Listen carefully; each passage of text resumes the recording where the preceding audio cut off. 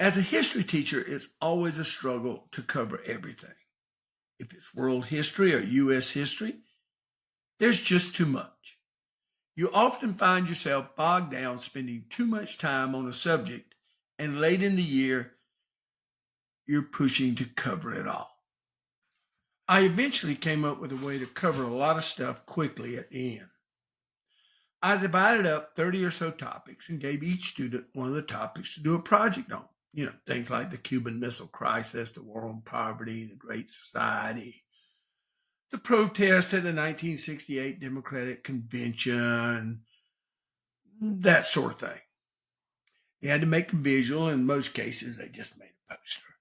And they had to write a one-page summary of the event. Then we'd spread the projects on desks around the room, and the kids would go from desk to desk, looking at the poster and supposedly reading the summary. I gave them a list of questions they had to answer as they went through. The biggest struggle with this idea was making sure every kid actually did their project so no subject was left uncovered.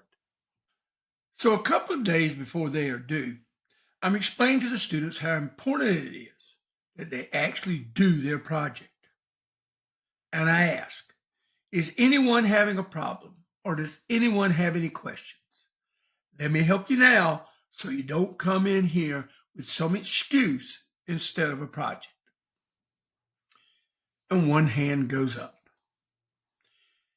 It wasn't unexpected that this particular student was having an issue. There's always at least one who is constantly riding on the struggle bus. And this girl was a regular passenger. What's your project on? I asked her. I had the war on poverty. Well, that's a good one, I said. What problem are you having? I can't find anything on it, she said. Well, that's, their normal excuse. I can't find anything on it. And I said, no, it's not that hard.